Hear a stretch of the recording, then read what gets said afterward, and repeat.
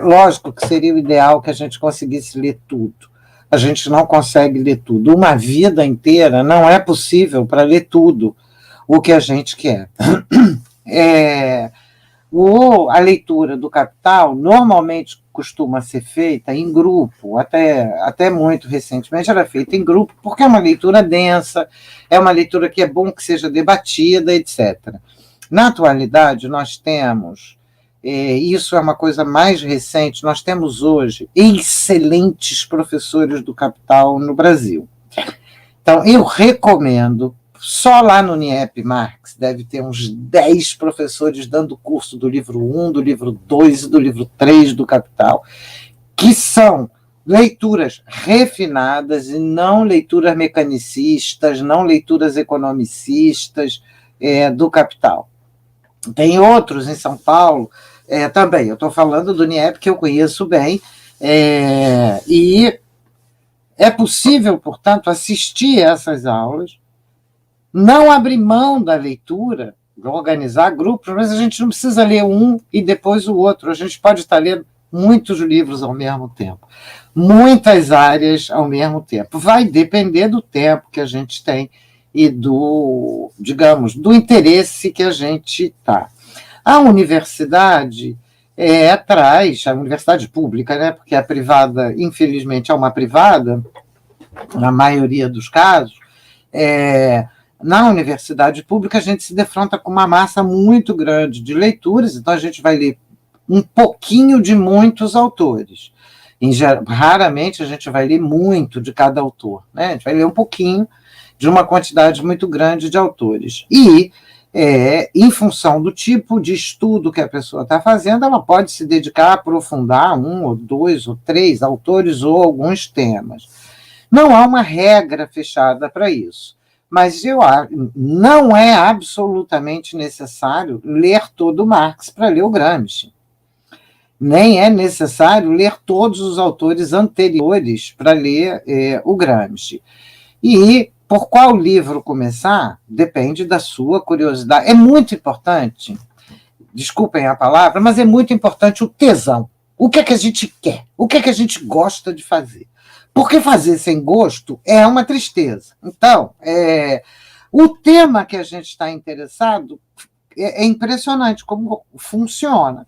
Quando a gente está interessado num tema e agarra aquele tema, a gente lê rápido, a gente aprende rápido, a gente pega as questões rápido. Quando a gente está ali por obrigação, a gente vai, né? A coisa não anda, a coisa fica enroscada.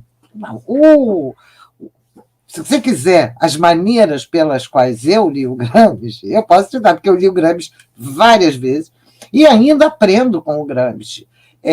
Muitas vezes eu releio e digo, gente, eu acho que eu não tinha lido esse Gramsci. Então, os escritos políticos, que são os escritos pré-carcerários, que foram os artigos do Jornal do Gramsci, são absolutamente formidáveis. Absolutamente, não são difíceis de ler. São textos que estão um pouco comentando a atualidade política italiana, mas nunca de maneira banal, nunca de maneira imediatamente descritiva, sempre pensando na relação de classe, etc. E nos escritos carcerários estão a maioria dos textos que o Gramsci escreveu sobre o fascismo. Então, hoje, se eu tivesse que indicar a alguém o que ler, vai direto nos escritos políticos do Gramsci e pega os estudos sobre o fascismo, porque a gente precisa ver o que já fizeram, assim como vai ler a Clara Zetkin, vamos ler o Trotsky sobre o fascismo. Nós temos muitos autores clássicos que se defrontaram contra o fascismo. Então, não tem uma regra. Use seu faro, use o seu gosto e, com certeza, só tem uma dica que eu daria para qualquer leitura. Anotem, façam comentários de resumo e comentários críticos, porque isso ajuda muito a gente. A nossa cabeça é limitada para conseguir garantir tudo. Muitas vezes a gente faz um resumo super cuidadoso de um autor e isso ajuda a gente a entender, a botar as nossas dificuldades, a colocar ali as perguntas.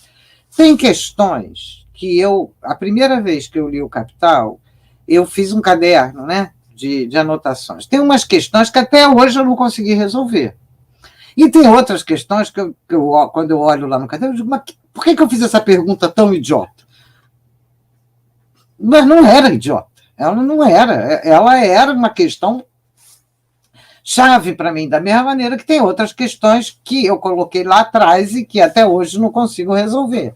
Então, acho que essa é uma experiência legal, porque não são autores de literatura, né? São autores de estudo. Então, são autores que exigem, porque isso é um exemplo que eu gosto de dar, a literatura tem uma característica maravilhosa, que a gente começa a ler, e ali pela página 5, dependendo do livro, entre a página 5 e a página 10, o livro pegou a gente, não é mais a gente que pega o livro.